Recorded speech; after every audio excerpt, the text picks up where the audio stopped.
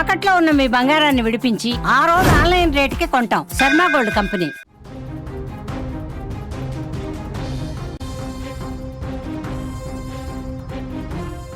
రాష్ట్రంలో మరో 2 రోజుల పాటు వర్ష భయం కొనసాగనుంది. బంగాళాఖాతంలో ఏర్పడినటువంటి ఉపరితల ఆవర్తన ప్రభావంతో ఆంధ్రప్రదేశ్లోని పలు ప్రాంతాలలో తేలికపాటి నుంచి మోస్తారు వర్షాలు పడతాయని విపత్తుల నిర్వహణ శాఖ స్పష్టం చేసింది. ఈ ఆవర్తనం తీరానికి ఆనుకొని పశ్చిమ మధ్య బంగాళాఖాతంలో సముద్ర మట్టానికి సుమారు 0.9 కిలోమీటర్ల ఎత్తులో కొనసాగుతోంది. ఇక నేడు రాష్ట్రంలోని కోనసీమ, కృష్ణా, గుంటూరు, బాపట్ల, ప్రకాశం, నెల్లూరు జిల్లాలలో అక్కడక్కడ పిడుగులతో కూడినటువంటి వర్షాలు కురిసే అవకాశం ఉంది. అంతేకాకుండా రాయలసీమ జిల్లాలైన కర్నూలు, కడప, తిరుపతి జిల్లాలలో కూడా అకస్మాత్తుగా వానలు పడవచ్చు అంటూ కూడా అధికారులు అంటున్నారు. దీంతో ఈ ప్రాంతాల ప్రజలు, రైతులు అప్రమత్తంగా ఉండాలని కూడా అధికారులు సూచించారు. ఇక రేపు గురువారం కూడా ఇవే వర్షాలు కొనసాగేటువంటి అవకాశం ఉంది. ఇక ఎల్లుండి శుక్రవారం రోజున కొన్ని జిల్లాలకు వర్ష సూచన కూడా ఉంది. ముఖ్యంగా నెల్లూరు జిల్లాతో పాటుగా రాయలసీమలోని పలు జిల్లాలలో కొన్ని చోట్ల తేలికపాటి నుంచి మోస్తారు వర్షాలు పడేటువంటి అవకాశం ఉందని విపత్తుల నిర్వహణ శాఖ తెలిపింది.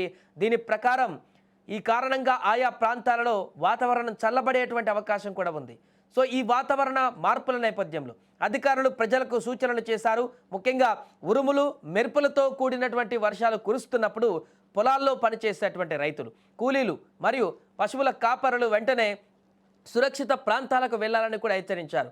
ఈ వర్షాల సమయంలో ఎవరు కూడా చెట్ల కింద కానీ పెద్ద హోర్డింగ్ల కింద కానీ ఆశ్రయం పొందకూడదు అంటూ కూడా అధికారులు స్పష్టం చేశారు. ఎందుకంటే గతంలో నెలకొన్నటువంటి అనేక రకాల సంఘటనల కారణంగా ఈ రకంగా ఉంటే పిడుగులు చెట్ల కింద పడేటువంటి అవకాశం ఉంటుంది.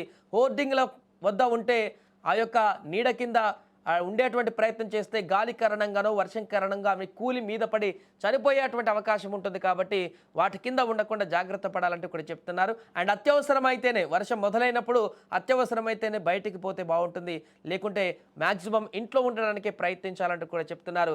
ఇప్పటికే మోంతా తుఫాను కారణంగా పూర్తిగా రాష్ట్రంలోని పలు జిల్లాలు పూర్తి భయాందోళనకు గురైనటువంటి పరిస్థితులు మనం అప్పుడు చూసాం. బట్ మోంతా తుఫాన్ నుంచి ఎట్టకేలకు బయటపడగలిగాం.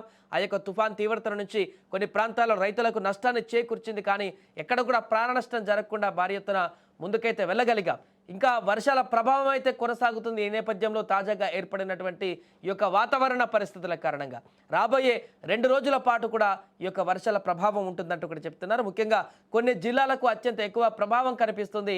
ఆ జిల్లాలలో ఉరుములు, మెరుపులతో కూడినటువంటి పిడుగులు పడేటువంటి అవకాశం కూడా ఉంది. కాబట్టి ప్రజలందరూ అప్రమత్తంగా ఉండాలంటూ మరొకసారి స్పష్టం చేస్తుంది వాతావరణ శాఖ.